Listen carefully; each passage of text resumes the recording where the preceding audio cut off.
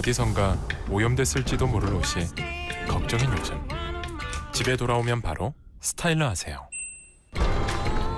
새로워진 무빙 행어가 분당 최대 200회의 파동으로 옷 속 미세먼지까지 강력하게 털어내고 100도씨로 끓여 만든 미세한 트루스팀이 옷 속 세균과 냄새를 빈틈없이 제거합니다. 그리고 더 깔끔해진 바지 관리까지. 당신의 건강까지 지켜주는 진짜 스타일러는 스타일러뿐입니다. LG트롬 스타일러. 우리 아기 첫 놀이터 야야룸. 안전하게, 재밌게, 다양하게.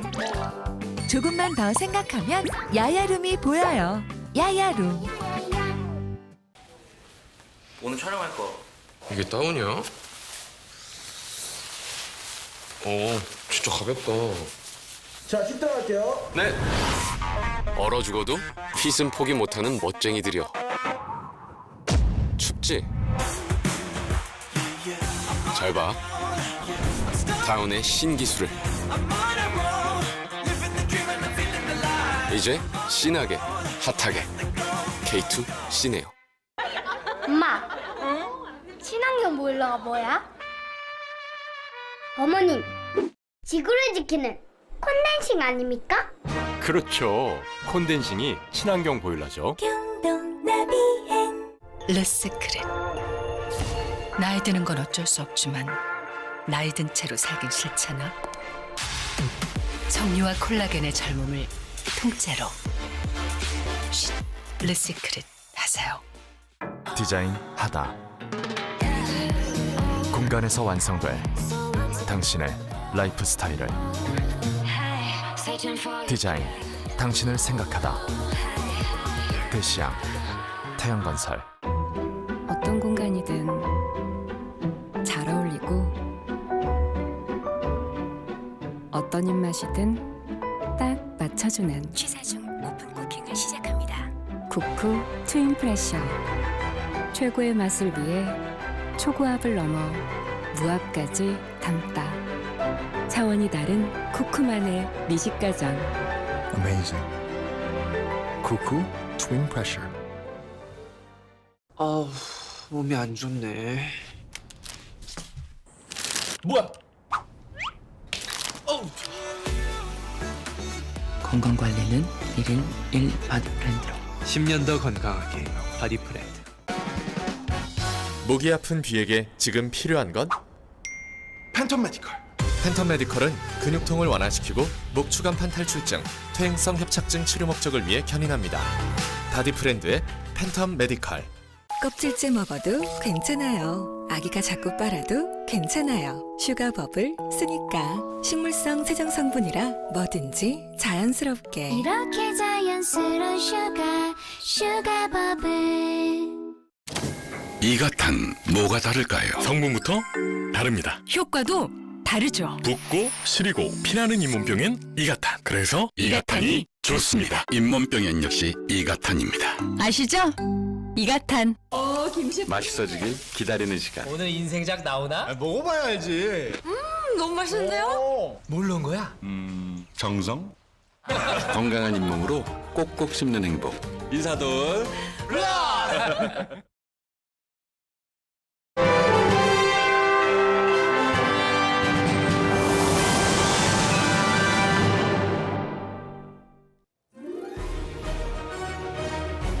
네, 2020 미국의 선택 SBS 뉴스 특보 시작합니다. 바이든 트럼프, 트럼프 바이든. 과연 누가 오늘 46대 미국 대통령 자리에 오르게 될까요? 그 과정 지금부터 함께 확인하시죠. 이 미국 선거 방식 개표 과정 참 많이 어렵고 복잡한데 저희가 오늘 좀 더 빠르고 쉽게 이해를 하실 수 있도록, 그래서 조금 더 재밌게 즐기실 수 있도록 많은 준비를 했으니까요. 편안하게 지켜보시면 되겠습니다. 자, 그럼 먼저 오늘 방송 함께 하실 분들 소개를 드리겠습니다. 미국 대학에서 미국 사람한테 미국 정치를 가르치고 있는 한국인 교수, 뉴욕대 정치학과 유혜영 교수 나오셨습니다. 어서 오십시오. 반갑습니다. 네, 그리고 이번에는 또 한국 대선은 물론이고 미국 대선까지 한 30년 동안 온갖 선거 과정에서 현장에서 선거를 치러오신 전문가죠. 원일이 SBS 논설위원 나오셨습니다. 어서 오십시오. 안녕하십니까. 네, 그리고 오늘 영어 뉴스가 또 많이 쏟아질 텐데 이거 우리가 이해하기 쉽게 그때마다 또 잘 소개를 해줄 전 SBS 기자인 안현모 동시통역사 나오셨습니다. 어서 오십시오. 안녕하세요. 자, 그러면 바로 워싱턴부터 가서 현재 미국 분위기 어떤지 짚어보겠습니다. 미국은 지금 워싱턴, 뉴욕 이런 동부 지역이 저녁 7시가 간 넘어서 이미 투표 결과가 나온 주까지 있습니다. 이제 그리고 앞으로 9시 반, 10시 뭐 이런 식으로 차례로 승패와 직결되는 격전지 경합주들이 투표가 끝납니다. 그래서 바로 연결해서 현재까지 상황 좀 알아보죠. 자, 김수영 특파원. 네. 네, 현재까지 상황 좀 먼저 워싱턴입니다. 설명해 주시죠. 예. 네, 오늘 투표 상황 순조롭게 진행이 되고 있습니다. 지금 동부 일부 지역, 조지아를 포함한 6개 주의 선거를 막 마친 상태고요. 개표 결과가 일부 나온 상태입니다. 지금 보시다시피 인디애나나 버몬트 같은 지역의 개표 결과가 지금 상당수 많이 집계가 됐는데요. 이 지역은 원래 인디애나 같은 경우는 공화당의 텃밭이고 버몬트 같은 경우도 민주당의 텃밭으로 불리는 지역입니다. 그래서 선거 결과는 예상에서 크게 벗어나지 않게 진행이 되고 있다라고 얘기를 할 수 있습니다. 지난 2016년 대선 결과를 놓고 먼저 설명을 드리겠습니다. 당시 트럼프 대통령이 306명의 선거인단을 확보했고 힐러리 클린턴 후보가 232명의 선거인단을 확보하면서 트럼프 대통령이 대통령으로 당선이 됐었는데요. 당시 총 표수로 보면은 트럼프 대통령이 무려 300만 표 가까이 적게 받고도 대통령에 당선될 수 있었습니다. 그 상황을 보면요. 이 남부의 썬벨트 지역이라고 불리는 곳에 선거인단이 굉장히 많은 지역들이 있습니다. 플로리다나 텍사스, 애리조나 같은 선거인단이 많은 지역을 석권을 하고 이 북부 러스트벨트 지역에 민주당의 아성이라고 불리는 블루월이라고 불리던 러스트벨트, 미시간, 위스콘신, 펜실베니아 같은 지역을 석권을 하면서 대통령에 당선이 될 수 있었습니다. 그런데 현재 판세를 다시 한번 정리를 해보겠습니다. 이 판세는요, 지금 미국 언론들이 보도하고 있는 여러 가지 상황을 종합을 해서 굉장히 보수적으로 한번 경합주들을 정리를 해본 것인데요. 지금 남부 선벨트 지역에서 플로리다나 애리조나, 조지아, 노스캐롤라이나 이런 지역들이 전부 경합 지역으로 분류돼 있는 상태입니다. 지금 선거인단 확보된 숫자를 보면 바이든 후보가 233명, 트럼프 대통령이 164명으로 상당히 불리한 것으로 나오고 있는데요. 그러면 트럼프 대통령이 대통령으로 재선될 확률이 없느냐? 꼭 그렇지만은 않습니다. 2016년도에 공식을 그대로 따라간다고 하면 대통령의 재선이 될 가능성도 있거든요. 먼저 남부의 플로리다에 29명의 선거인단을 확보하고요. 조지아에 16명의 선거인단을 확보합니다. 그리고 경합지역인 노스캐롤라이나에 15명을 선거인단을 확보한 뒤에 역시 서부 경합주인 애리조나에 11명의 선거인단을 확보하면 235명이 됩니다. 여기에서 러스벨트에서 상대적으로 공화당이 유리하게 나오고 있는 오하이오 지역, 여기를 18명을 가져가고요. 그다음에 아이오와에 6명을 가져가면 259명까지 석권이 가능한데요. 이렇게 되면 러스벨트의 3개 주가 굉장히 중요합니다. 여기서 펜실베니아가 20명의 선거인단을 갖고 있는데 만약에 트럼프 대통령이 펜실베니아까지 이기게 되면 279명으로 매직 넘버 270명을 넘기게 됩니다. 네, 그리고 지금 트럼프 대통령은 워싱턴에 있는 거죠. 워싱턴 상황도 좀 전해주시죠. 네, 지금 트럼프 대통령은 백악관에서 지금 상황을 지켜보면서 개표 방송을 지켜보고 있는 상황입니다. 오늘 백악관에 한 400명 정도를 초청을 해서 축하 파티를 벌이겠다 이렇게 계획을 발표한 상태인데요. 백악관 바깥에는 벌써 시위대들이 모여들고 있는 상황입니다. 투표를 마친 시위 참가자들이 백악관 주위에 모여서 이 개표 상황을 지켜보면서 만일의 경우에 트럼프 대통령이 결과가 나오지 않았는데 조기 승리 선언을 한다. 이렇게 되면 강력하게 항의를 하겠다. 이런 뜻으로 백악관 주위에 벌써 수백에서 수천 명 정도의 시위 인원이 모여 있는 상태입니다. 네, 이번에는 또 민주당 바이든 후보의 행사장이 있는 델라웨어주로 가보겠습니다. 김종원 특파원, 지금 바이든 후보 쪽 분위기 좀 전해주시죠. 예, 지금 제가 나와 있는 이곳이 델라웨어주에 있는 바이든 후보 행사장입니다. 오늘 밤 선거 결과에 윤곽이 나올 즈음 바이든 후보가 이곳으로 와 대국민 연설을 할 예정입니다. 지금 제 뒤에 이 펜스 너머 저 멀리에 바이든 후보의 무대가 설치되어 있는데 경비가 워낙 삼엄하다 보니까 취재진도 300m 이내로 접근을 못하도록 막아놓은 데다 아직 불을 켜놓지 않아서 무대가 잘 보이지는 않습니다. 바이든 후보가 지금 아직 이곳에 오지는 않았지만 무장을 한 경찰이 지금 이곳에 저희 취재진이 있는 주변으로 계속 손차를 도는 등 굉장히 경비가 삼엄한 모습인데요. 아무래도 이번 대선 분위기가 너무 과열이 돼 있다 보니까 계속해서 보안에 신경을 쓰는 모습입니다. 네, 그리고 오늘 뭐 바이든 후보가 이기더라도 이렇게 지지자들이 모여서 같이 집회를 한다거나 그런 모습은 안 나올 것 같다고요. 네, 그렇습니다. 평소와는 좀 다른 모습이 연출될 것 같은데요. 이 뒤에 보시면 지금 굉장히 넓은 주차장 공터 한가운데에 작은 무대가 관중석도 없이 덩그러니 놓여있는 이런 형상입니다. 이따가 연설을 할 때에는 이 사회적 거리두기 차원에서 미리 초대를 받은 극소수의 지지자들만 참석을 할 수 있는데요. 바이든이 유세 내내 그랬던 것처럼 차를 타고 들어와서 차 안에서 바이든 후보의 연설을 듣는 이런 방식으로 진행이 될 예정입니다. 지금 뭐 격전지 플로리다에서 일부 개표가 시작되는데 이런 게 다 사전 투표들을 먼저 열고 있는 걸 텐데 사전 투표를 굉장히 많이 했습니다. 이거 바이든 캠프에서는 어떻게 좀 예측을 하고 있습니까? 일단 오늘 이 사전투표 나선 인원이 1억 30만 명을 돌파한 걸로 파악이 됐습니다. 미국 인구가 투표권이 뭐 있든 없든 3억 3천만 명이니까 미국인 전체의 3분의 1이 사전투표를 한 겁니다. 이게 바이든 후보에게 유리하다 이런 신호다 뭐 이런 얘기가 많은데 그 이유는 이 현장 투표와 우편 투표 두 가지의 사전투표 방식 중에 우편 투표를 한 사람이 현장에 나가서 투표를 한 사람보다 2배나 더 많았습니다. 그런데 이 우편 투표 방식으로 투표한 사람들은 바이든 지지자가 압도적으로 더 많기 때문에 바이든 후보에게 유리하다 이런 분석이 나오는 겁니다. 하지만 이 오늘 선거 당일 직접 투표장을 찾아서 투표한 사람들은 또 트럼프 지지자들이 굉장히 많아서 끝까지 결과를 예측하기는 쉽지 않은 상황입니다. 지금까지 델라웨어 바이든 후보 행사장에서 SBS 김종원입니다. 네, 그러면 또 미국 현재 상황 CNN에서는 어떻게 보도를 하고 있는지 살펴보도록 하겠습니다. CNN 상황실 갔다 오겠습니다. %로 5위를 나타내고 있습니다. 듀발 카운티 2016년 상황을 보도록 하겠습니다. 트럼프 당시 후보가 48.9%로 이 지역에서 이긴 바 있습니다. 듀발 카운티 다시 2020년 상황을 보도록 하겠습니다. 바이든 후보가 현재 앞서고 있습니다. 플로리다에서 이기는 것이 사실은 민주당 입장에서는 상당히 중요하다라고 할 수 있겠습니다. 물론 지금 저희 시차가 있기 때문에 지역마다 조금씩 개표 상황이 조금 다릅니다.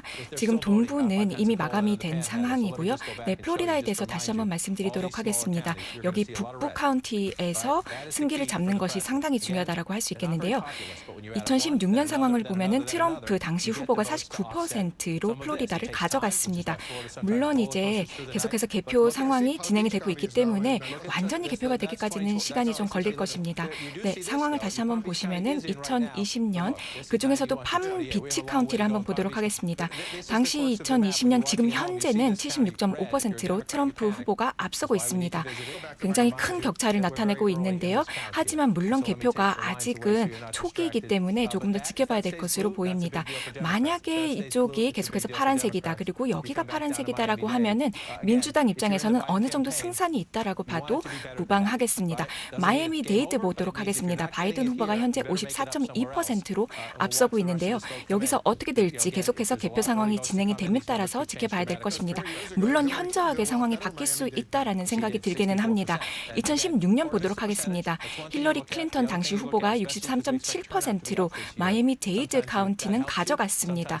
그래서 이때 지금 현재 2016년 상황과 비교를 했을 때 민주당이 더 많은 표를 확보할 수 있을지 아니면은 트럼프 후보에게 빼앗길지는 살펴봐야 되겠습니다. 하지만 지금 현재 상황으로는 바이든 후보가 54.2%를 가져가고 있고요. 한 50만 표 정도를 더 가져가고 있기 때문에 지금 현재로서는 민주당이 우세한 것으로 나타나고 있습니다. 하지만 계속해서 개표가 진행이 네, 이제 아니면 외신 캐스터하고 또 외신 상황 다시 한번 종합을 해보겠습니다. 어떤 소식 들어와 있습니까? 네, 조금 전 켄터키에서 트럼프 후보가 우세하고 있다라는 소식 접해 들으셨을 텐데요. 있는데요. 3만 5천 표 아주 근소한 격차로 트럼프 후보가 우세한 것으로 나오고 있습니다. 그리고 버지니아에서도 개표 상황 나오고 있는데요. 예상했던 대로 트럼프 후보가 조금 앞서고는 있지만 아직은 너무 초기 결과여서 단정할 수는 없는 상황입니다. 아무래도 가장 주목하고 있는 지역은 플로리다일 텐데요. 굉장히 엎치락 뒤치락이 많은 롤러코스터 같은 주기 때문에 현재 카운티 단위 상황으로는 전체 주 결과를 예측하기는 이른 상황입니다. 조금 전 CNN의 출구조사 결과가 다양하게 쏟아져 나왔는데요. 후보에 대한 결과가 아니라 공약에 대한 결과를 묻는 질문에 대한 답변이 나왔습니다. 한번 영상 보실까요?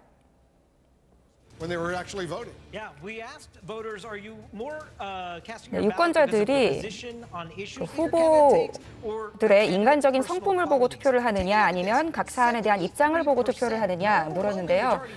과반이 훨씬 넘는 73%가 사안에 대한 입장을 보고 투표를 한다라고 답변을 했습니다. 그러면 그 이슈들이 어떤 것들이 있을까요? 오바마 케어를 폐지를 해야 하느냐라는 질문, 굉장히 중요한 질문일 텐데요. 유지를 해야 한다라는 입장이 과반이 넘는 53%로 앞섰습니다.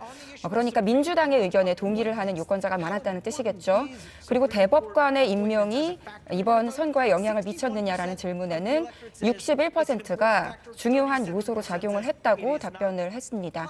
반면 중요하지 않았다는 답변은 37%에 불과했고요. 기후변화가 심각한 문제냐는 질문에는 66%가 그렇다라고 답했습니다. 그러니까 민주당의 의견에 동조하는 답변자가 많았다는 뜻인데요. 자, 그렇다면 현 행정부에 대한 결과는 어땠는가? 만족도 조사도 했는데요. 26%가 분노한다, 32%가 불만족한다라고 했고 만족한다는 26%, 아주 만족한다는 14%에 그쳤습니다. 자, CNN이 반 트럼프 매체인 점을 고려하더라도 어쨌든 민주당 쪽에 동의하는 의견이 답변이 굉장히 많이 나온 것을 볼 수 있는데요. 과연 선거 결과에도 반영이 될지 외신 들어오는 대로 계속해서 전해드리겠습니다. 자, 안윤모 캐스터는 계속 좀 외신 주시를 해주시고요. 전문가분들과 본격적으로 얘기를 나눠보도록 하겠습니다. 자, 유혜영 교수님, 이번만큼 우리나라 사람들이 이 미국 대선에 관심을 가졌던 적이 있었나 싶을 정도로 많이들 아마 지금도 지켜보고 계실 텐데 트럼프라는 인물 자체가 워낙 독특하고 뭐 그렇기 때문에 더 관심을 끄는 것 같아요. 한국에 오셔가지고 미국 정치 전공했다라고 하면은 그 관심 올라간 게 많이 느껴지시죠? 그렇죠. 이제 사실 지금껏 누구도 겪어보지 못한 미국 대통령 도널드 트럼프라는 인물 때문에 원래도 미국 선거가 한국 분들이 많이 관심을 가지긴 하시는데 네. 이번 선거에는 유독 더 관심이 높다라는 걸 느낄 수가 있고 제가 이제 뭐 친구를 만나거나 이럴 때 이제 미국 선거에 대한 질문을 굉장히 많이 하시더라고요. 네, 근데 굉장히 좀 어렵고 복잡하고 그렇죠. 오늘 좀 쉽게 좀 설명 부탁드리겠습니다. 자, 원일이 위원님, 우리가 이번 선거를 특히 좀 어떤 포인트를 봐서 더 주목을 해야 될까요? 일단 트럼프 재선이 전 세계적으로 불확실성이 유지되느냐 불확실성이 제거되느냐는 굉장히 중요한 거고 정치, 경제, 외교 모든 거에 되는 중요한 요소로 지금 있기 때문에 전 세계가 주목하고 있는 거죠. 트럼프의 전략 자체가 미국 우선주의로 돼 있기 때문에 미국 경제 우선주의, 그 얘기는 동맹을 경시하고 특히 동북아에서의 이 대북 정책에 있어서 트럼프는 지금까지 해왔던 다른 어떤 미국 대통령보다는 다른 행보를 보여왔기 때문에 우리가 주목하지 않을 수가 없습니다. 한미 동맹에 대해서도 남한이 원하는 북한과의 김정은과의 대화를 원한다면 내가 해주겠다. 그러나 그 대가로 방위비 분담금을 5배를 더 내라 해서 5조를 요구하는 게 트럼프입니다. 이런 트럼프 대통령이 재선될 것이냐 미국 대통령이 바뀔 것이냐는 기로에 서 있는 게 이번 미국 대선이기 때문에 우리로서도 관심을 놓칠 수가 없는 상황이죠. 네, 지금 상황 자체가 벌써 뭐 사전투표 많이 아시다시피 사전투표를 워낙 많이 했기 때문에 중요한 주들에서 개표가 좀 빠르게 진행이 되는 곳들이 있어요. 그래서 지금 초반 판세가 하나둘 나오고 있는데 지금 CNN 화면도 나가고 있습니다만은 지금 얼리 투콜이라는 건 이제 여긴 너무 접전이다라는 건데 지금 제일 중요한 데가 플로리다 아니겠습니까? 플로리다가 그렇습니다. 지금 굉장히 개표가 빠르게 진행이 되네요. 지금 거의 58% 투표가 다 끝난 것도 아닌데 유혜영 교수님 지금 사실 계속 지금 그걸 주시하고 계신데 네, 사실 플로리다가 왜 중요하냐면 트럼프 대통령 같은 경우는 플로리다에서 지면 사실 승리할 가능성이 굉장히 낮아지거든요. 이제 바이든 후보 같은 경우는 플로리다를 지더라도 이제 이길 수 있는 여러 가지 가능성이 있긴 한데 플로리다가 지금 앵커가 말씀하신 대로 58%나 벌써 개표가 됐다고 화면에 나가고 있습니다. 네, 말씀을 해주셨잖아요. 네. 근데 왜냐하면 플로리다 같은 경우에 이제 우편 투표나 사전 투표를 하신 분들이 많고 선거 당일 전에도 이제 이미 도착한 그 우편들을 빨리빨리 처리를 할 수 있도록 주법이 그렇게 되어 있어서 이미 이제 준비가 되어 있어서 그 투표소가 닫히자마자 이렇게 바로 개표를 할 수 있었기 때문에 이렇게 빨리 30분밖에 안 지났잖아요. 네. 지금 투표소가 닫힌 지. 그런데 벌써 59% 가까이 개표가 돼서 지금 박빙의 지금 상황을 보여주고 있네요. 초반에 이제 플로리다가 참 가장 문제고 가장 좀 주시해야 될 부분인데 자, CNN에서도 지금 이 부분을 계속 전하고 있습니다. CNN 상황실 다시 한번 다녀오도록 하겠습니다. 3%고 트럼프가 45.8%의 지지를 받고 있습니다. 뉴햄셔 같은 경우 바이든이 지금 승기를 잡고 있는데요. 개표율은 아직 2%에 불과합니다. 59대 40% 정도를 보이고 있습니다. 버먼트 같은 경우에는 개표율이 1%가 채 되지 않습니다. 지금 600표 정도 바이든이 앞서 있습니다. 62%대 37%입니다. 네, 존 킹 기자한테 가보겠습니다. 플로리다와 조지아 굉장히 중요한 격전지인데요. 선거인단이 많이 배정돼 있는 주이기도 합니다. 플로리다 먼저 살펴보겠습니다. 지금 붉은색입니다. 지금 엎치락뒤치락하고 있는데요. 플로리다 항상 그런 모습입니다. 지금 트럼프 후보가 지금 등록지가 플로리다고 돼 있습니다. 그리고 지금 50%로 근소하게 앞서 있는데요. 사실 그 50% 바이든 후보 49.1% 굉장히 근소한 차로 앞서 있습니다. 지금 지도를 보면은 이전 대선과 크게 다를 바 없어 보이는데요. 사실 큰 차이점이 있습니다. 이 세인트 피터스부터 템파 지역이 지금 파란색 것이 지난번이랑 다릅니다. 그리고 4년 전에 이 북부 지역에 그 트럼프 대통령의 지지를 많이 받아야지만 트럼프 대통령이 같은 결과를 얻어갈 수 있는데요. 마이애미를 보면은 지금 파란색입니다. 지금 그 현장 투표가 많이 개표가 되고 있습니다. 이 지역에서는. 그래서 그리고 이제 사전 투표도 이제 개표가 되고 있는 상황입니다. 이 지역에서 바이든 후보가 소폭 54% 정도로 그 앞서 있는데요. 4년 전에는 클린턴 후보가 64%의 지지를 받았습니다. 그래서 바이든 후보가 여기에서 좀 더 힘을 내야지 지난번처럼 좀 이 구에서 압승을 할 수 있을 것 같습니다. 플로리다 같은 경우 개표율이 굉장히 빠릅니다. 65%의 개표율을 보이고 있고요. 팜비치 카운티에서도 바이든이 60%의 지지를 받고 있고 트럼프가 39%의 지지를 받고 있습니다. 그래서 바이든 후보가 앞서 있고요. 마이애미데이드에서 바이든 후보가 4년 전 힐러리 클린턴 대비해서 득표가 낮다면 그 민주당 쪽에서는 조금 더 어려워질 수가 있습니다. 지금 60대 39인데요. 4년 전에 56대 41%였습니다. 그렇기 때문에 4년 전 대비 민주당에서 이쪽에서 더 잘하고 있습니다. 그리고 좀 더 남부로 가보겠습니다. 브라우드 카운티입니다. 바이든 후보 66% 지지를 받고 있는데요. 지금 56만 표 정도를 득표를 하고 있습니다. 그리고 2016년 같은 경우에는 55만 표 정도 그 클린턴 후보가 득표를 받았는데요. 비슷한 양상을 보이고 있습니다. 그리고 이제 투표율이 이 지역에서 좀 더 높아졌다는 것이 또 한 가지 변수가 될 것 같고요. 그리고 바이든 캠페인에서 봤을 때 일반적으로 봤을 때 뭐 54%, 45% 이렇게 앞서 있으면 뭐 그 좋다고 얘기할 수 있겠지만 그 4년 전에 63%의 득표를 받았습니다. 클린턴 후보가. 그럼에도 불구하고 플로리다를 놓쳤죠. 그렇기 때문에 민주당 측에서는 앞서 있지만 그럼에도 불구하고 아직 그 안전하다고 생각하기에는 이릅니다. 그리고 그 흑인계, 그 라틴계 그 유권자들이 얼마만큼 그 투표를 하는지에 대해서도 이제 앞으로 저희가 살펴봐야 될 것 같습니다. 그래서 중부에서도 이제 그 저희가 양상을 살펴보겠습니다. 올랜도 오렌지 카운티입니다. 지금 아까와 크게 달라지지 않았습니다. 그리고 그 개표가 아직 많이 이루어지지 않았기 때문에 저희가 지금 예측을 할 수는 없고요. 그 다음에 힐스보로 카운티는 템파 지역입니다. 그 지역의 그 교회 지역인데요. 지금 4년 전에 이곳이 붉은색이었습니다. 그래서 그 당시에 트럼프 후보가 플로리다를 가져갔는데요. 지금 바이든이 소폭이나마 앞서 있습니다. 플로리다 같은 경우에는 1~2%로 저희가 아마 방송 초반에 이 플로리다 얘기만 아마 계속하게 될 것 같습니다. 이 플로리다가 그만큼 중요하면서 또 한 가지 특징이 개표가 유독 빨리 되는, 아마 다른 주들은 좀 늦어지는, 며칠 걸리는 주도 있겠습니다만 플로리다는 아마 오늘 저희 시간으로 한 점심시간 전에도 결론이 나올 수 있는 주기 때문에 그래서 아마 플로리다 얘기를 계속하게 될 텐데, 자, 원일이 위원, 이 플로리다가 개표가 좀 빠른 이유랄까요? 그러면 좀 설명을 좀 해주시죠. 플로리다가 경합지역이고 초경합지역이고 누가 이길지 아무도 예측할 수 없는 거고요. 미국 방송들을 보면 지금 이 플로리다를 이 카운티별로 쪼개서 지금 보도를 좀 하고 있어요. 그 얘기는 뭐냐면 우리로 따지면 구별로 동별로 나눠서 트럼프가 이기냐 바이든이 이기냐를 지금 개표 상황을 진행하고 이제 보도를 좀 하고 있는 겁니다.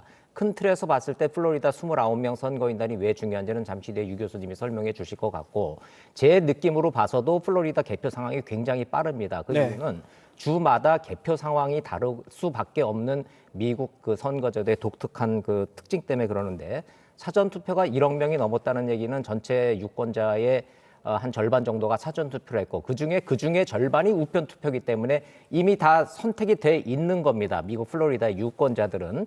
그런데 어느 주는 그게 다 개표함이 도착하고 난 다음에 그거를 밀봉된 상태로 갖고 있다가 투표함이 개표되면 투표가 끝나면 열기 시작하는 주가 있고, 그렇죠. 플로리다, 애리조나, 조지아 이런 주들은 사전에 미리 2주 전부터 개표를 준비할 수 있도록 주법이 마련이 돼 있습니다. 근데 이번 미국 선거에서 여러분들 다 아시지만 가장 그 걱정하는 게 끝나고 난 다음에 승복되지 않고 누군가가 불복을 하거나 이게 질질질 끌려서 불확실성이 커지는 상황.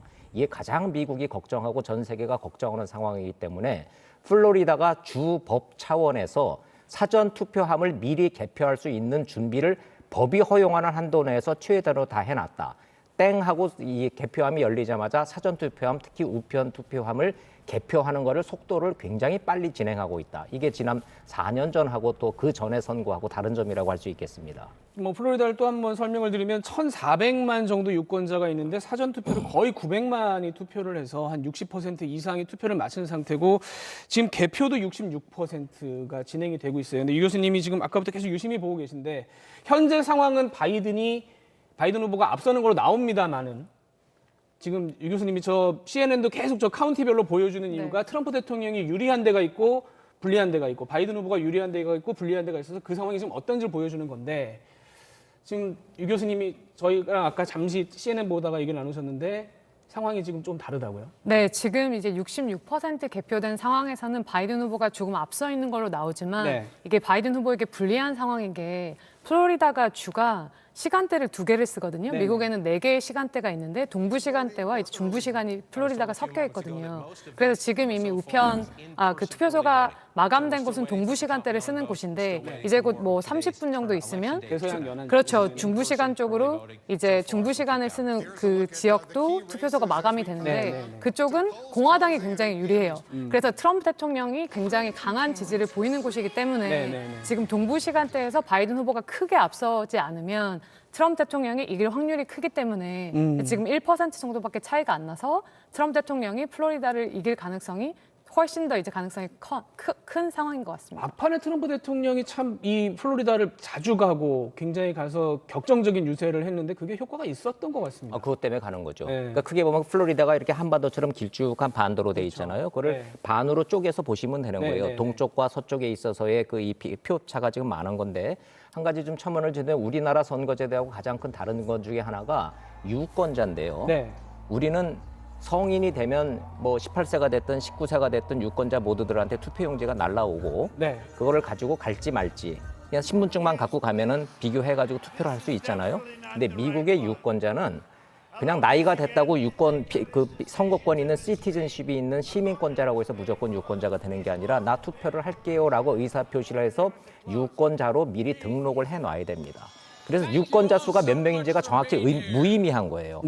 유권자로 내가 스스로 등록을 하지 않은 유권자는 투표권이 있지만 투표를 할 수가 없는 독특한 상황이기 때문에 플로리다의 동쪽과 서쪽에서 양쪽의 진영에 지지하는 사람들이 얼마나 많이 등록을 했느냐도 중요하고 등록한 사람들이 저렇게 현장에 나가서 투표를 몇 명이나 했느냐, 그리고 사전에 우편 투표나 사전 투표로 몇 명이나 했느냐 굉장히 중요한 상황인 거죠. 사실은 그래서 미국 현지에서도 이제 어떤 처음에 전망을 했었냐면 특히나 플로리다 같은 경우는 방금 얘기하신 대로 사전 투표를 먼저 공개를 하고 이제 당일 투표를 개표를 할 텐데, 사전 투표는 바이든 후보 쪽이 유리하다는 게 좀 정설이잖아요. 여론조사도 그렇게 나오고. 그래서 지금 72% 개표된 상태에서 바이든 후보가 2% 이기는 걸로 계속 지금 저 화면 CNN도 화면이 그렇게 나오고 있습니다만은 당일 개표를 하면서 트럼프 대통령이 쫓아가거나 아니면 혹은 역전시키는 그런 상황이 발생할 것이다라는 예측이 있었는데 지금 유혜연 교수님 보시기에는 지금 현재 상황만 가지고는 바이든 후보가 유리하지 않다. 네, 지금 뉴욕타임즈 같은 경우는 트럼프 대통령이 플로리다를 가져갈 가능성이 95%다. 95%. 네, 그렇게까지 예측을 하고 있는데 왜냐하면 트럼프 대통령도 지지자들에게 당일 투표를 해라.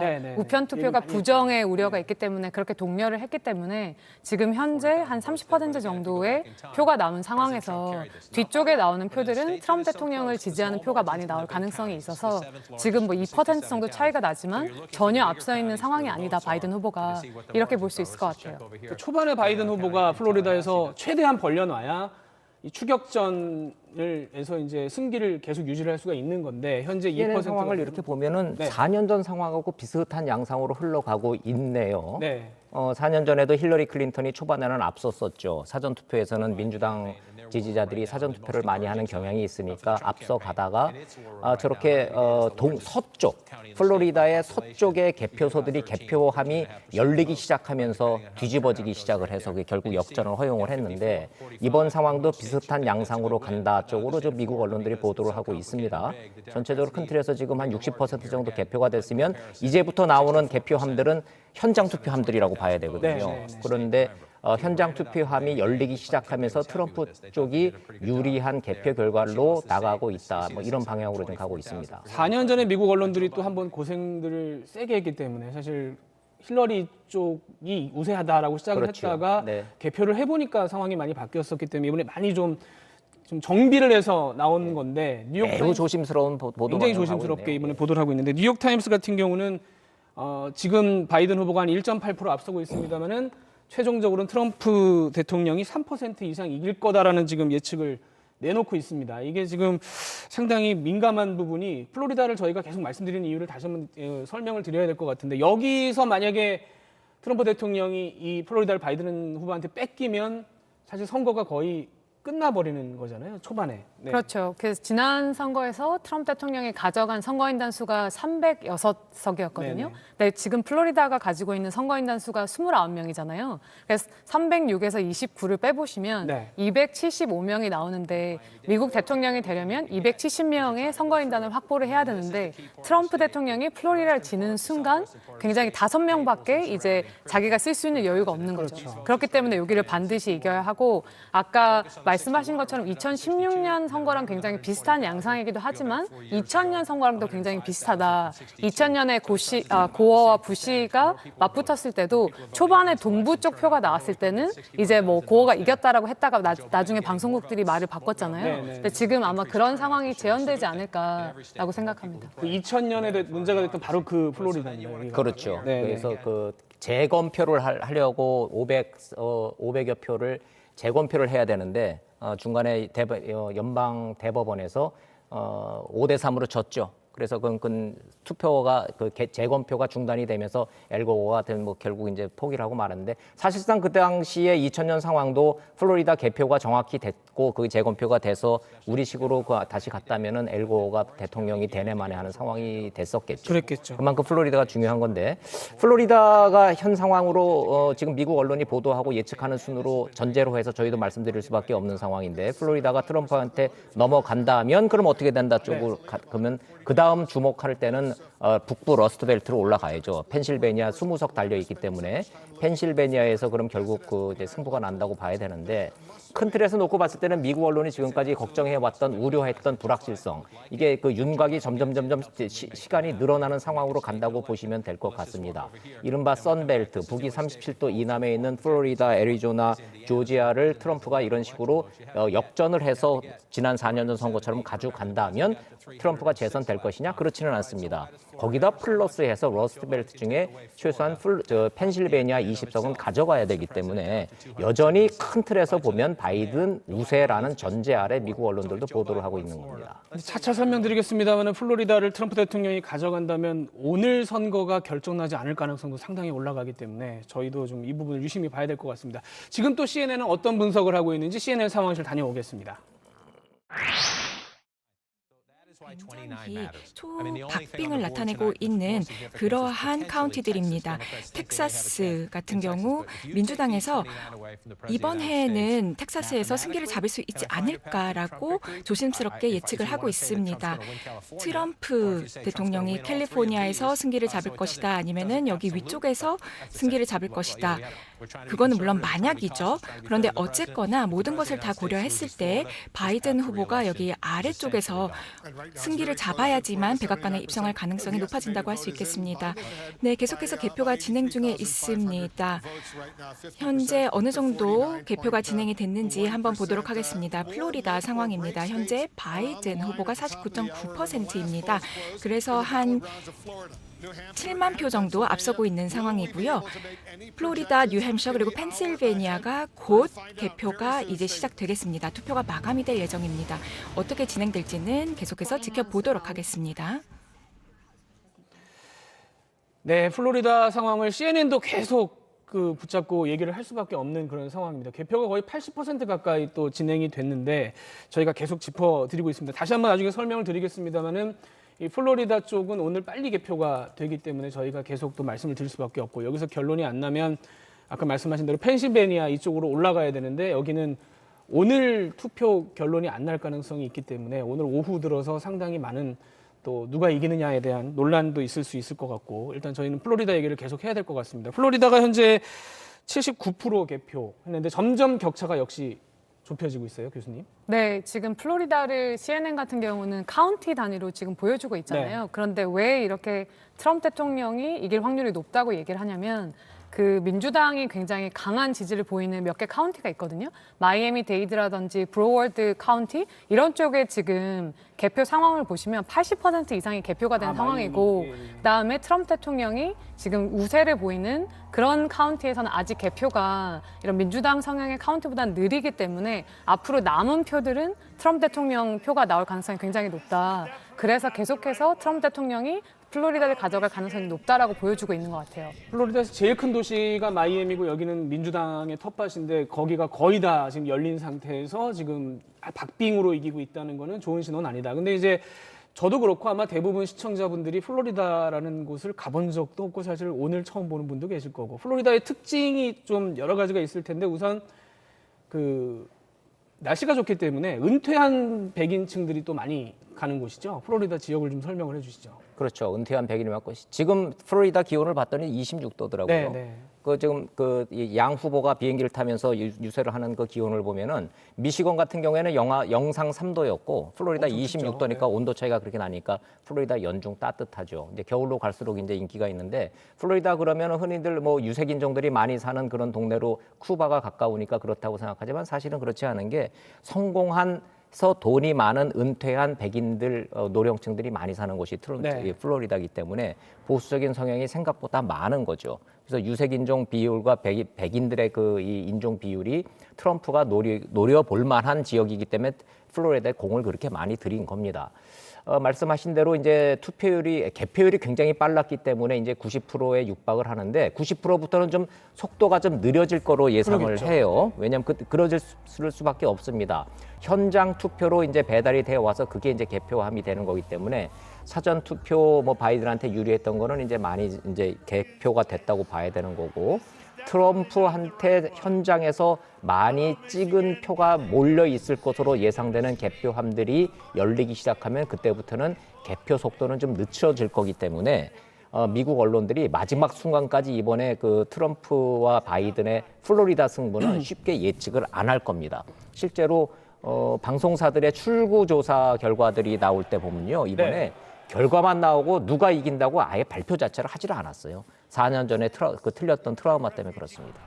자, 유 교수님, 그리고 또 플로리다가 그런 은퇴한 노년 백인층이 많은 것과 동시에 이 라틴계 히스패닉들이 많은데 그 히스패닉이 또 다른 지역 히스패닉하고는 좀 성격이 다르잖아요. 쿠바 쪽 사람들도 많고. 이것도 영향이 좀 있죠. 그렇죠. 전반적으로 미국에서 히스패닉계 유권자들은 민주당을 지지하는 성향이 강하거든요. 2대1의 비율로. 네, 하지만 이제 플로리다 같은 경우는 쿠바에서 피델 카스트로를 피해서 이민을 오신 분들은 굉장히 이제 보수적인 성향을 많이 보이셔서 공화당의 전통적인 지지층이기 때문에 다른 지역, 예를 들어서 아리조나와 같이 히스패닉 인구가 많은 지역과 비교해봐도 이 히스패닉 인구 주 안에서도 민주당, 공화당 이렇게 성향이 나뉘고 이번에 바이든 후보가 플로리다에서 가진 문제가 뭐였냐면 2016년 힐러리 클린턴 후보가 히스패닉계에서 이제 받던 지지율보다 훨씬 낮은 지지를 받았거든요. 그래서 아마 그것이 지금 이렇게 만약에 그러니까 트럼프 후보가 플로리다를 이길 가능성이 높다라고 나는 예측의 주요 원인 중에 하나가 아닐까. 사실 미국 언론들은 그런 얘기를 하더라고요. 트럼프 대통령이 여기서 바이든 후보한테 색깔론을 했던 게 소셜리스트 사회주의자라고 했던 게 그 쿠바나 니카라과나 이런 데서 왔던 그 반공 정신이 있는 라틴계들한테는 상당히 주요한 것 같다라는 분석을 하더라고요. 그렇습니다. 플로리다가 워낙 초경합 지역이었기 때문에 뭐 이렇게 하다가 트럼프가 이겨서 29명의 플로리다 선거인단을 모두 다 가져간다고 그래도 그럴 수 있겠다 예측한 시나리오 중에 하나 원오브 댐일 뿐이에요. 그런데 제가 개인적으로 좀 주목하고 있는 데는 모든 미국 언론도 그렇고 저희도 지금 플로리다에 주목하고 있습니다만은 이번 선거 역대 미국 선거하고 다른 점 하나는요.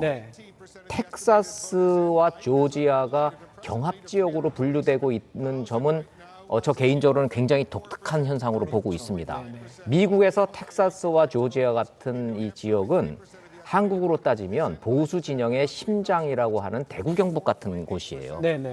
1972년 이후에 텍사스가 공화당 후보를 놓친 적은 없습니다.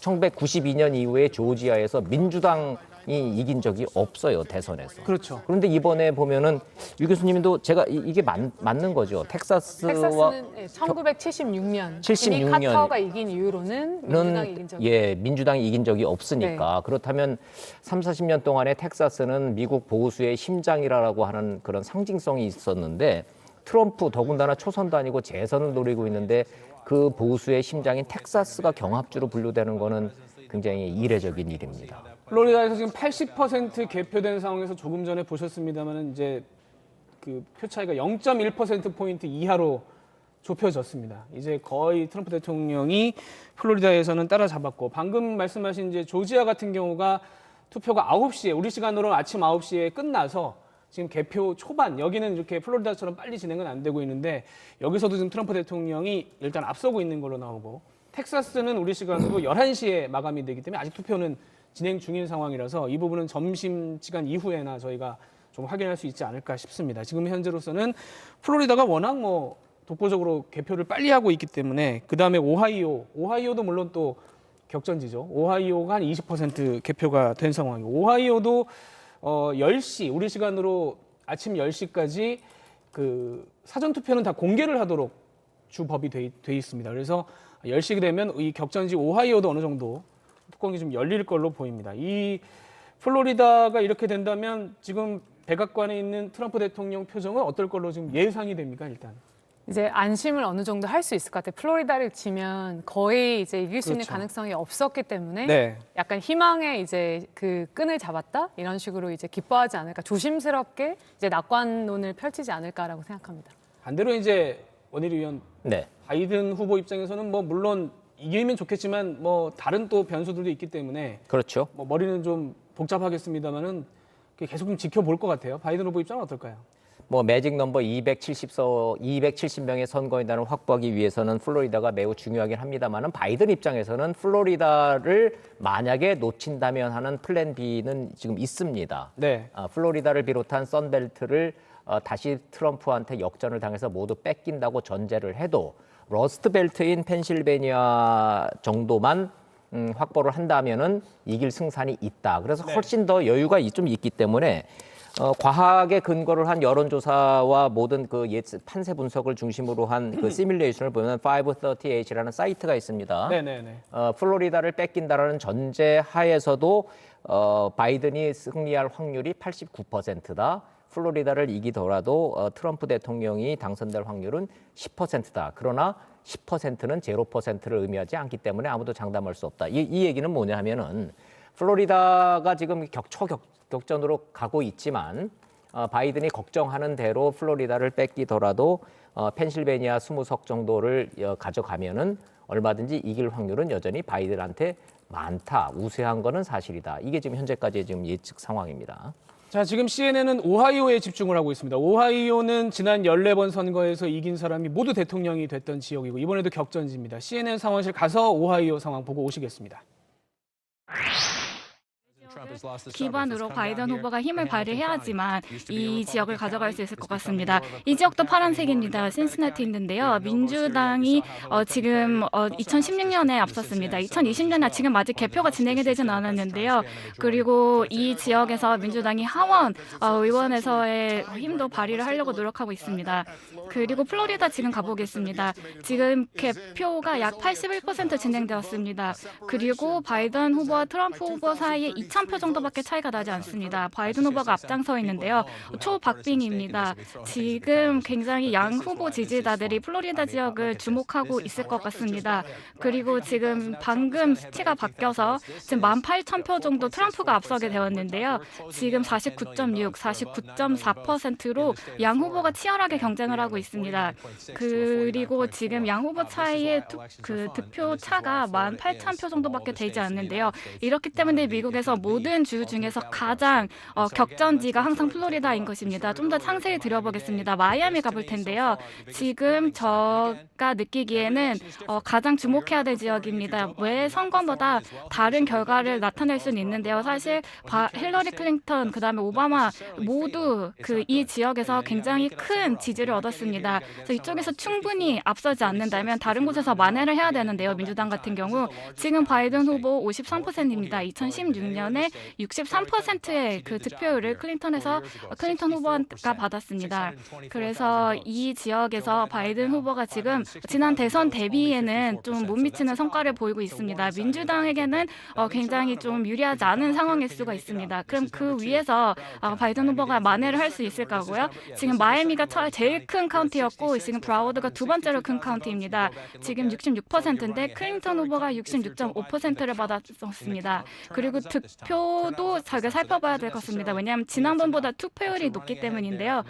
그런데 지금 민주당이 앞서고 있고 지난 대선과 비슷한 결과를 나타내고 있고요. 그다음에 세 번째로 큰 카운티입니다. 팜비치인데요. 지금 57% 바이든 후보가 받고 있고 그다음에 클린턴 후보가 2016년에도 56% 정도를 받았습니다. 그래서 지난 대선 대비 조금 더 잘하고 있다고 볼 수 있습니다. 그리고 이번에는 이 네 번째로 큰 카운티를 가보겠습니다. 탐파의 힐스보로 카운티 있는데요. 이 탐파라는 도시와 근교 지역에서 바이든 후보가 얼마나 많이 앞설 수 있을까요? 이 교외 지역에서 근소한 차로 힐러리 클린턴이 졌습니다. 그런데 이번에는 지금 파란색으로 보이시는 것처럼 지금 민주당이 계속 앞서갈 수 있을까요? 2018년 선거에서는 민주당이 앞섰습니다. 그런데 민주당이 이번에도 그러한 분위기를 이어갈 수 있을지 살펴봐야 될 것 같습니다. 그리고 2010년도 같은 경우에는 51%, 44% 차로 이제 힐러리 클린턴이 앞섰지만 이 붉은색 같은 경우에는 트럼프 후보가 이겼습니다. 그래서 이 뒤 지역도 플로리다에서는 상당히 주목할 만한 지역이라고 생각을 합니다. 2020년에 지금 49.6%로 바이든 후보가 49%를 받은 트럼프 후보 대비 근소하게 앞장서 있습니다. 그리고 이 왼쪽 지역 같은 경우 이제 시간차가 있기 때문에 지금 아직 개표가 이루어지지 않은 상태이고요. 그 근처를 살펴보겠습니다. 많은 인구가 살지 않는 지역입니다. 지금 6,000표 대 1,900표 정도로 총 유권자 수가 많지는 않지만 이러한 지역에서 트럼프가 압승을 해야지 플로리다를 가져갈 수 있을 것입니다. 그리고 인구가 더 많은 지역에서는 아무래도 도심 지역이다 보니까 바이든 후보가 앞서고 있고요. 그리고 이제 탈라시 지역이 그렇습니다. 그리고 잭슨빌도 마찬가지입니다. 듀발 카운티 있는데요. 교외 지역입니다. 이 지역 역시 민주당이 가져갈 수 있을지 지금으로서는 바이든이 51%를 받으면서 앞서 있습니다. 4년 전에 트럼프 대통령이 가져갔던 지역입니다. 근소한 차이였지만요. 그래서 지금은 파란색이지만 이거를 계속 민주당이 이어갈 수 있을지 지켜봐야 될 것 같습니다. 그리고 지금 플로리다에서 약 2,900표 정도 앞서 있습니다. 트럼프 후보가. 그래서 초박빙이 계속 이어질 것 같습니다. 조금 후에 이제 많은 지역에서 자, 그러면 이 시각 또 워싱턴 분위기, 현장 분위기 또 알아보도록 하겠습니다. 자, 김수영 특파원. 네, 워싱턴입니다. 네, 트럼프 대통령 표정이 조금 풀리지 않았을까 싶은데 현장에서 나오는 분석 전해주시죠. 네, 아직까지 트럼프 대통령의 반응은 제대로 전해지지는 않고 있습니다. 지금 개표 상황을 지켜보면요. 플로리다 상황이 트럼프 대통령에게 굉장히 유리하게 돌아가고 있는데요. 538에서 예측한 수치를 토대로 말씀을 드리도록 하겠습니다.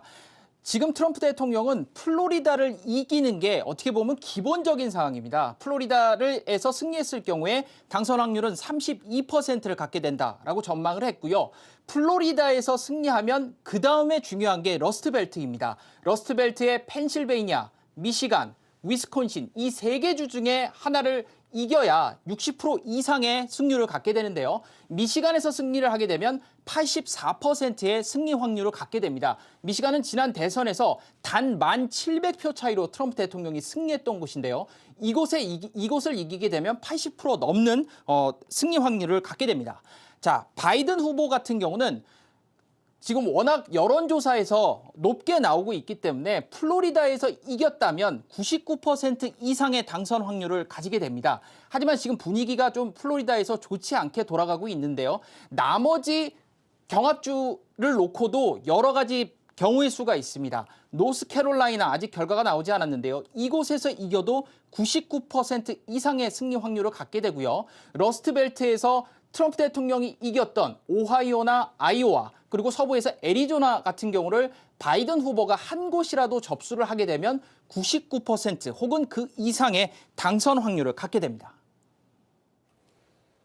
네, 지금 10시가 간 넘었습니다. 미국 시간으로 치면은 동부 시간 8시가 넘었는데 정확하게 270석이 결정될 주들의 투표가 끝났습니다. 절반 정도의 투표가 끝난 상황에서 플로리다가 워낙 빨리 개표가 되고 있어서 지금 플로리다 얘기를 계속했는데 오하이오 쪽 지금 김세영 특파원이 설명했습니다만 오하이오에서 바이든 후보가 이겨도 99%의 승률을 가져간다. 거의 1% 트럼프 대통령이 이길 확률이 1%로 줄어든다. 워낙 뭐 전체 투표수에서 그 바이든 후보가 많이 앞서고 있는 상황이었기 때문에 이 한 주 한 주 트럼프 대통령은 굉장히 소중한 거고 바이든 후보한테는 이제 그 하나하나 이길 때마다 확률이 많이 올라가는 건데 오하이오라는 지역은 어떤 지역인지 좀 설명을 좀 해주시죠. 네, 오하이오는 이제 한국에는 르브론 제임스라는 네, 그 농구 스타의 고향이 있는 곳이고요. 이제 러스트벨트라고 하죠. 미국의 그 중부에 있는 그 지역인데 오하이오가 2008년에 이제 오바마 대통령에게 투표를 했고 2012년에도 민주당에 표를 줬는데 2016년에 그걸 트럼프 대통령이 가져왔거든요. 그래서 이제 사실 이제 오하이오는 공화당 성향으로 간다고 많은 사람들이 예측을 했는데 이번 선거에서 의외로 경합주가 됐어요. 그래서 사실 오하이오가 굉장히 경합주였기 때문에 만약에 지금 현재 28% 개표가 진행된 상황에서 바이든 후보가 앞서고 있는데 여기를 이긴다면 훨씬 더 바이든 후보가 여론조사에서 앞섰던 펜실베니아, 위스콘신, 미시간 이런 주들을 이길 가능성이 크기 때문에 오하이오 결과가 다른 러스트벨트에 있는 주들에서 어떤 결과를 보여줄지 이제 예측을 이제 제공을 하는 거죠. 그런 면에서 굉장히 중요하다라고. 오하이오 같은 경우에 지금 한 3분의 1 정도 투표가 개표가 됐는데 이게 다 사전 투표고요.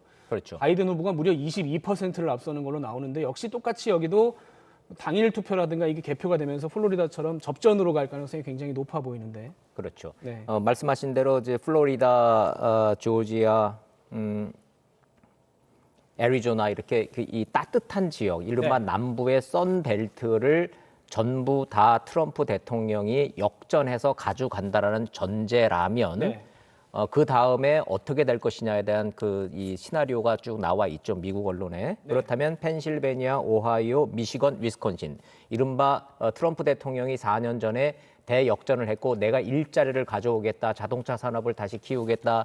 중국을 막고 우리가 제조업을 다시 해서 일자리를 미국으로 다시 들어오게 하겠다 하면서 저학력 백인들의 샤이 트럼프 표를 몰표를 가져와서 대역전극을 일어났던 곳이 위스콘신, 미시건, 오하이오, 펜실베니아죠. 이쪽 지역이 지금 경합 지역일 뿐 아니라 사실상 그 개표 결과를 보면 여론조사와 마찬가지로 바이든 쪽으로 갈 확률이 지금 매우 높아지고 있다 쪽으로 가고 있는 겁니다. 그렇다면 트럼프 대통령은 선벨트를 전부 다 역전을 해서 가져가더라도 최소한 펜실베니아, 오하이오, 미시간 중에 하나 정도는 이겨야 희망의 끈을 유지할 수 있는 것인데 있는데 개표 결과를 지금 20%, 30% 진행되는 상황을 보면 오하이오 별로 트럼프 대통령한테 우호적이지 않는 쪽으로 지금 흘러가고 있네요. 최종 결과는 이것도 지켜봐야 될 것 같습니다. 그렇습니다. 예. 네네네. 자, 안윤모 외신캐스터하고 지금 외신 상황 다시 한번 좀 정리를 해보죠. CNN도 지금 계속 뭐 플로리다 얘기를 하고 있고 격전지들을 짚어가고 있는데 어떤 얘기를 하고 있습니까? 네, 플로리다주 지금 개표가 80% 이상 이루어졌는데요. 네. 트럼프 후보가 49.6%로 격차를 조금 더 벌려서 바이든 후보를 앞서고 있습니다. 플로리다주 하면은 미국에서 세 번째로 인구가 많은 주여서 가장 많은 수, 경합주 중에서는 가장 많은 수의 선거인단이 걸려 있는데요. 네. 그 중에서도 인구가 많은 곳이 바로 마이애미데이드 카운티입니다. 플로리다 전체에서 가장 인구가 많은 카운티인데요. 미국에서는 7번째로 인구가 많은데 바로 여기에 저희가 잘 알고 있는 그 마이애마나 오팔로카가 위치해 있죠. 네. 그런데 이 마이애미데이드 카운티가 조금 우려스러운 모습을 보여주고 있다라고 CNN은 보도를 하고 있고요. 또 가장 큰 도시라고 할 수 있는 템파가 위치해 있는 힐스보로 카운티 같은 경우는 두 후보가 29일에 같은 날 같은 도시에서 유세를 했던 장소인데 이곳에서도 지금 민주당이 공화당과 큰 차이를 내지 못하고 있습니다. 브로워드 같은 경우도 마이애미데이드와 카운티와 비슷한 결과 보여주고 있는데요. 지금 전체적인 상황이 어떤지 조금 전 나갔던 CNN 영상 한번 보시겠습니다. 네.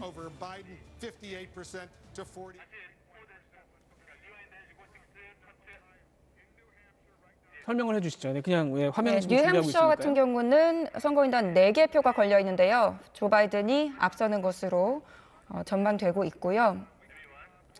자, 플로리다 말씀드린 대로 49.6%였는데 지금은 도널드 트럼프로 49.8%로 또 격차를 조금 더 벌린 모습입니다.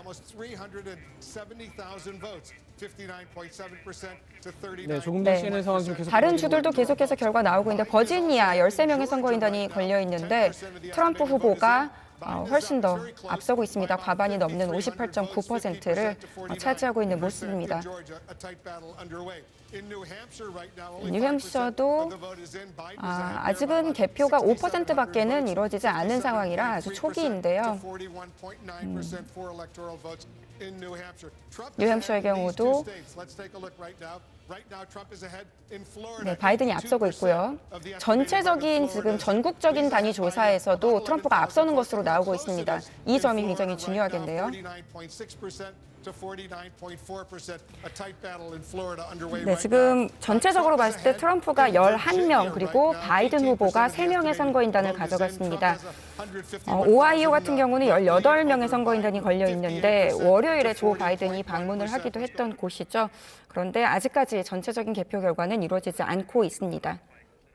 자, 저희가 이쯤에서 바이든이라는 후보에 대한 좀 얘기를 해봐야 될 것 같습니다. 트럼프 대통령의 대항마로 민주당에서 바이든 후보를 뽑았을 때는 사실은 한국 유권자들이 볼 때는 바이든 후보를 접할 기회도 별로 없고 연설을 하는 걸 봐도 글쎄 약간 이런 생각이 들 정도로 약간 뭐 무색무취하달까 약간 그런 느낌도 좀 있고요. 근데 바이든 후보가 트럼프 대통령의 대항마로 민주당 지지층에서 뽑은 이유를 뭐라고 설명을 해야 될까요? 네, 아무래도 바이든 후보는 이번에 민주당 경선에 나섰던 20명 이상의 후보 중에서 가장 중도적인 이미지를 가지고 있거든요. 그래서 2016년에 힐러리 클린턴 후보가 굉장한 이제 이력서를 가지고 있었지만 유권자들에게 호감을 받지 못했어요. 네, 바이든 후보 같은 경우는 중도적인 이미지 플러스 유권자들에게 굉장히 친숙하고 호감도가 높은 후보이기 때문에 트럼프 대통령의 대항마 로 어느 정도 이제 경쟁력이 있다라고 봤고 또 백인 남성이기 때문에 유권자들이 좀 전통적으로 가지고 있는 정치인의 이미지, 특히나 보수적인 유권자들 같은 경우는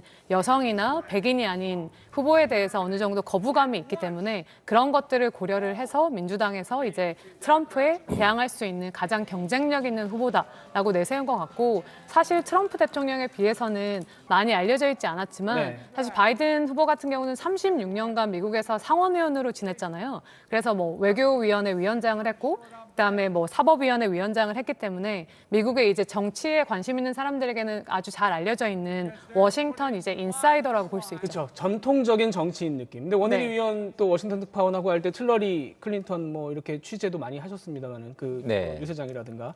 그러니까 힐러리 당시 후보가 굉장히 그 색깔이 강하지만 또 반대로 비호감도가 굉장히 높았었단 말이에요. 그거에 대한 약간 좀 반응이랄까요? 바이든 후보가 그런 느낌이 좀 있어요.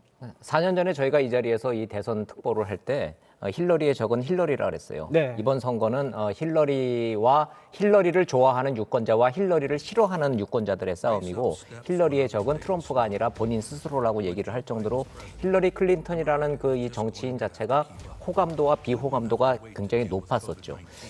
유일한 약점이 여성이라는 점보다는 사실은 힐러리 클린턴 그 기억나실지 모르지만 유세 막판에 휘청 한번 했었어요. 예. 예, 그러니까 건강상에 좀 문제가 또 이 문제가 좀 됐었었죠. 조 바이든 얘기가 나오면은 사실은 대선이 이번에 3수예요. 네. 이분이 대선에 나온 대통령 후보에 도전한 게 3번째인데 42년 11월 생이니까 우리 나이로 따지면은 80입니다.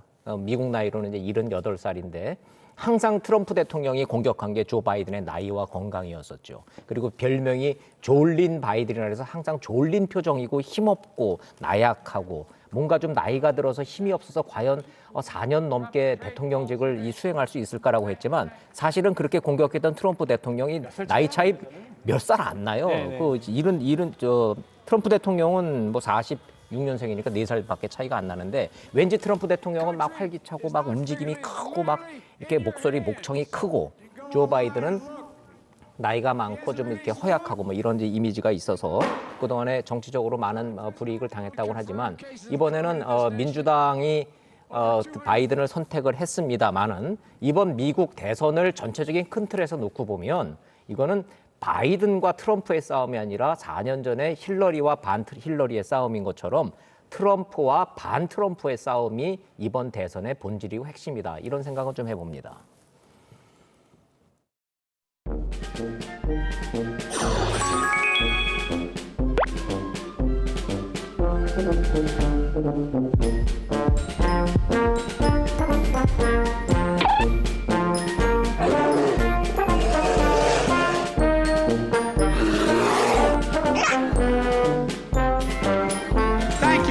Thank you.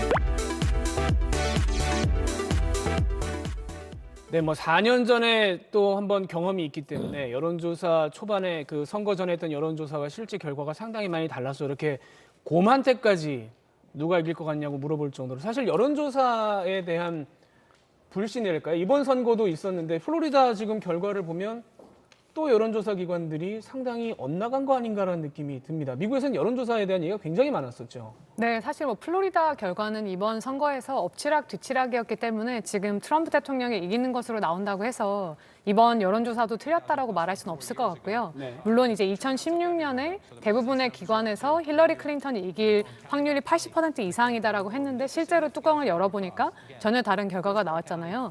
그래서 2016년 여론조사가 왜 틀렸을까? 사실 선거가 끝난 다음에 굉장히 많이 논의가 나왔었는데 첫 번째로는 아까 원일이 논설위원께서 말씀하신 것처럼 샤이 트럼프 지지자들, 트럼프 후보를 지지하고 있었지만 그거를 공개적으로 이제 말하길 꺼려하는 그런 것들이 있었는데 그것 때문에 뭐 여론조사가 좀 엇나갔다. 그다음 두 번째로는 2016년 여론조사를 보시면 원래 미국에는 4년제 대학 이상 이제 학력을 가진 사람들이 인구의 30% 정도 되거든요. 그런데 여론조사에는 항상 그 유권자층이 40% 이상 포함이 됐던 거예요.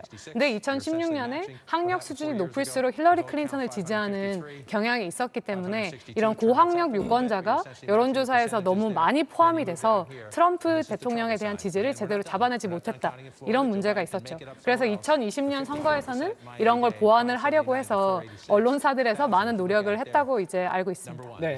자, 원일이 위원, 네. 아마 4년 전 선거 이후에 한국 분들도 참 많이 알게 된 영어 단어가 샤이라는 단어를 그렇죠. 예. 굉장히 많이 알게 예. 됐어요. 샤이 트럼프라는 말이 나오면서 네, 더 샤이 설명이 트럼프들이 필요 나왔다. 없죠. 예. 저희 우리나라 선거할 때도 샤이 누구 뭐 이런 표현들을 이제 쓰기 시작했는데 네.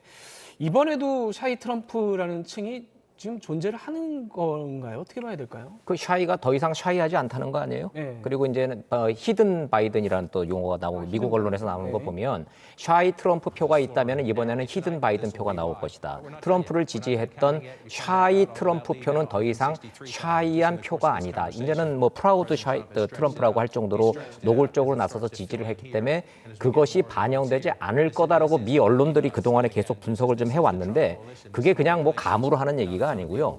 저도 경험적으로 봤을 때 미국 여론조사 상대적으로 많은 경험을 했습니다만은 미국이 여론조사를 할 때 대학 이 학위증이 그 이른바 디그리라는 게 있습니까 없습니까를 그 조항을 본 거는 이번이 처음이에요. 자, 성별, 나이, 동네.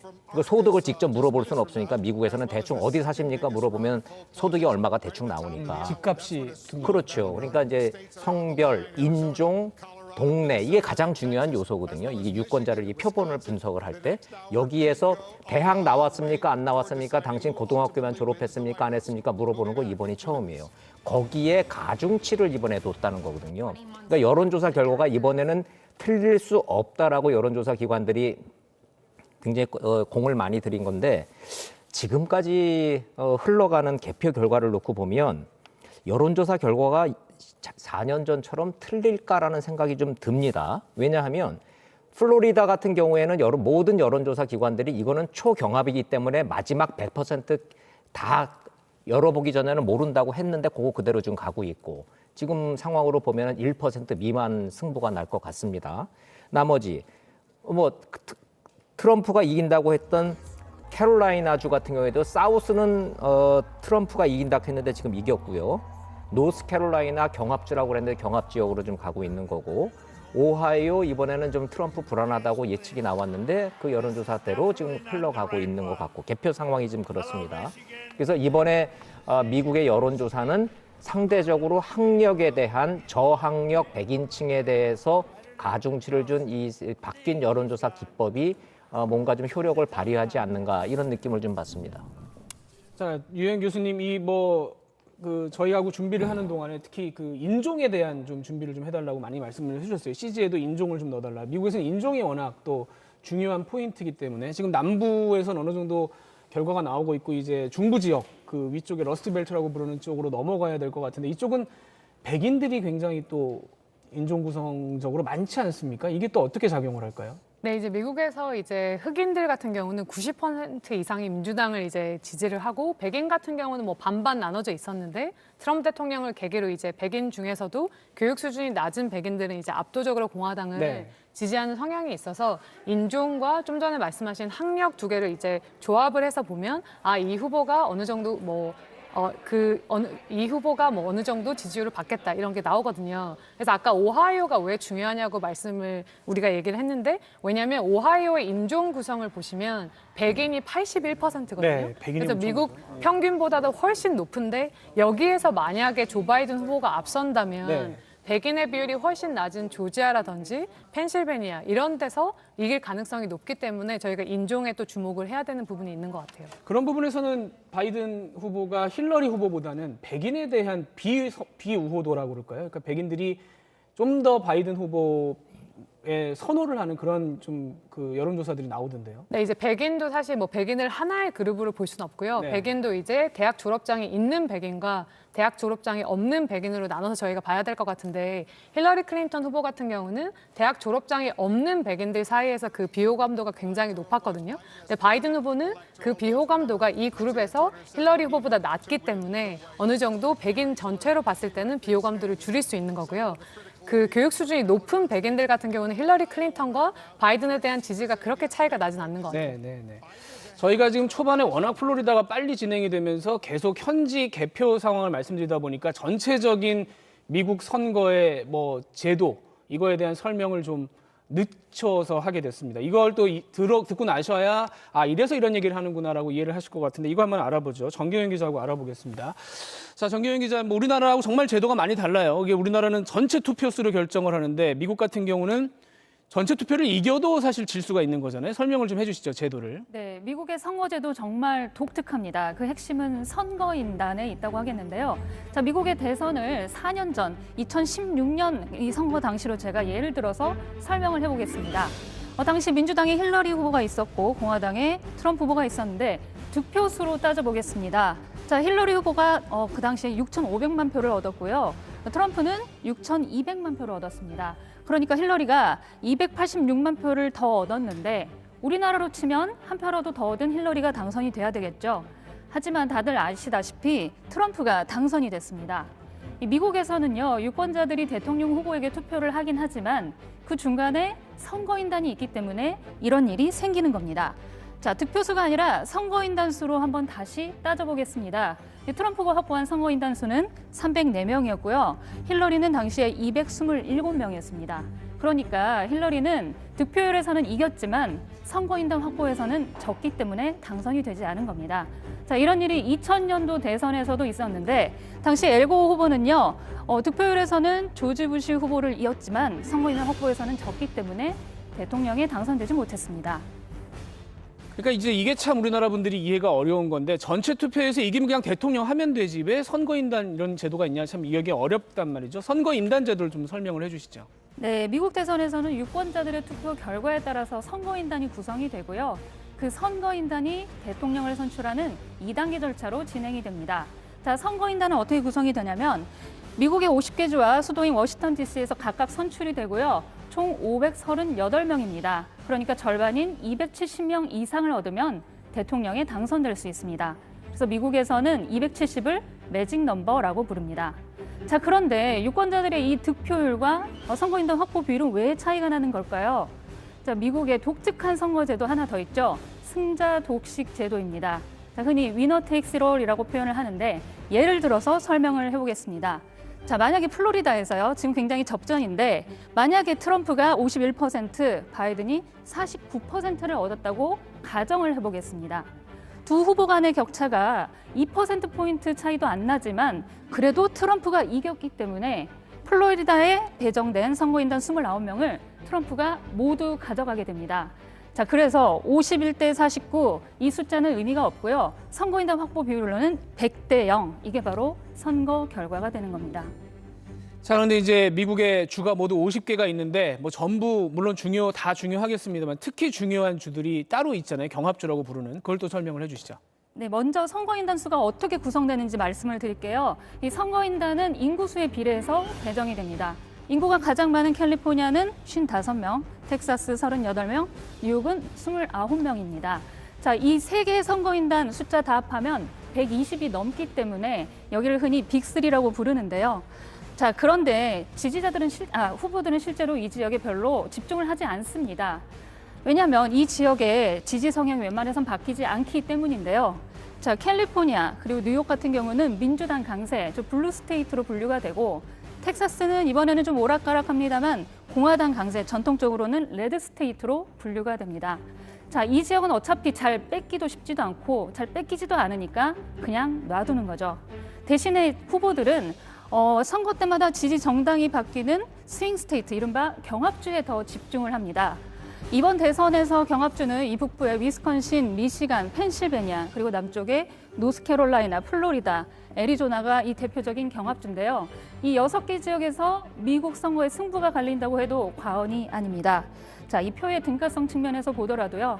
이 지역의 표가 훨씬 더 큰 영향력을 발휘할 수 있다. 이렇게 얘기할 수 있을 것 같습니다. 자, 그럼 여기서 안현모 외신 캐스터하고 지금까지 들어온 또 CNN 중에 새로운 소식들 알아보도록 하겠습니다. 전해주시죠. 네, 남부 지역 결과가 먼저 나오고 있는 상황이고 이제 동부 지역 투표소들도 마감을 앞두고 있어서 한 30분 후부터는 동부 지역에서도 좀 결과가 나올 것으로 예상이 되고 있습니다. 현재까지의 상황, 선거인단 수로 봤을 때 트럼프가 37명 그리고 바이든이 30명을 확보했습니다. 테네시 주에서도 트럼프가 승리를 했기 때문에 트럼프가 현재 앞서고 있는 상황인데요. 가장 중요한 주 중에 하나였던 플로리다 주에서 현재 트럼프가 굉장히 유리한 것으로 나오면서 CNN의 경우는 어디에서 만회를 할 수 있을까, 플로리다 안에서도 어떤 카운티에 좀 희망을 걸어볼 수 있을까를 중점적으로 보도하고 있습니다. 올란도라든가 팜비치라든가 마이애미 같은 도시 지역에서 원래 민주당이 강세를 보이기 때문에 그 지역들이 조금 더 메이크업을 해주기를 바라고 있는 모습인데요. 예를 들면 마이애미데이드 카운티 같은 경우는 힐러리 클린턴이 2016년에 63%라는 압도적인 승리로 가져갔던 카운티거든요. 그래서 비록 지금 개표가 90% 가까이 이루어지긴 했지만 플로리다에서도 개표가 끝나지 않았다라는 말을 강조하고 있습니다. 자, 그럼 지금까지 전체적으로 어느 주에서 결과가 나왔는지 한번 조금 전 CNN 영상 보시겠습니다.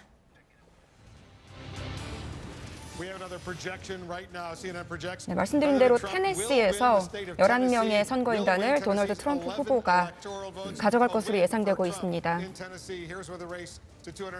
270명을 확보하기 위한 여정을 보여주고 있는데요. 트럼프가 그중에서 37명을 확보했습니다. 바이든은 30명에 그쳐서 조금 뒤처지고 있는 모습입니다. 네, 중요한 지역들 모두 경합주에 해당하는데 오하이오 18명이 걸려있는데 조 바이든 후보가 트럼프 후보를 앞서고 있죠.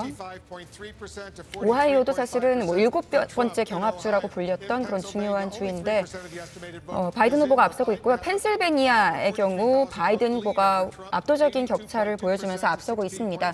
플로리다에서 현재 도널드 트럼프 후보가 앞서고 있기 때문에 펜실베니아가 훨씬 더 중요해진 상황이고요. 미시간 16명의 선거인단 걸려 있는데 바이든 후보가 앞서고 있습니다. 이것도 러스트벨트 중에 하나로 굉장히 주목이 되던 지역인데 현재로서는 바이든 후보가 앞서고 있습니다.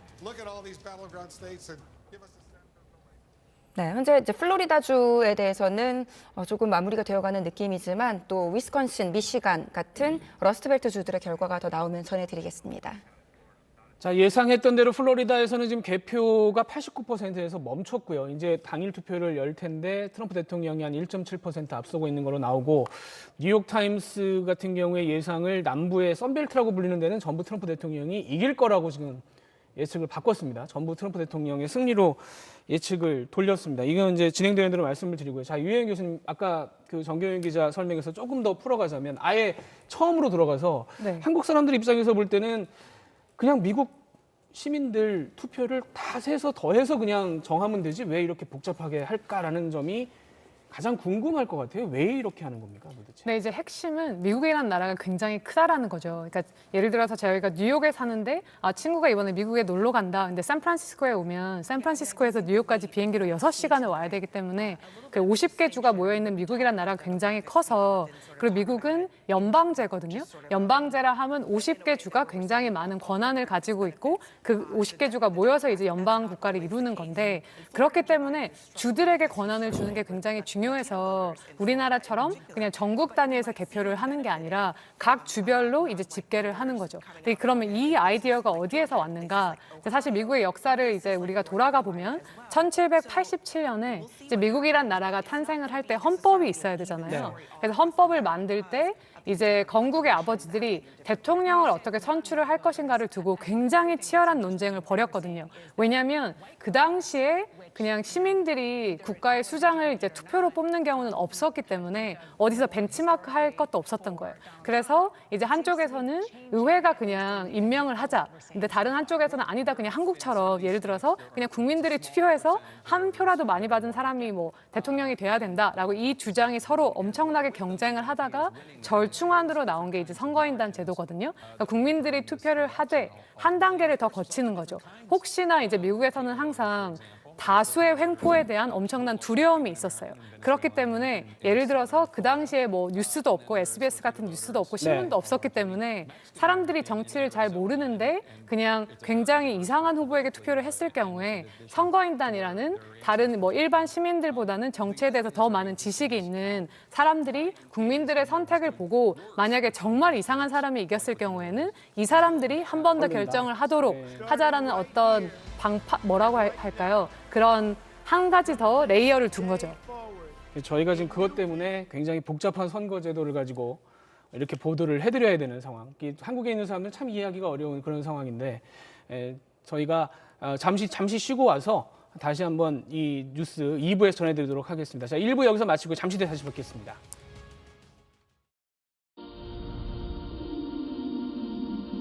침대의 헤리티지를 말한다면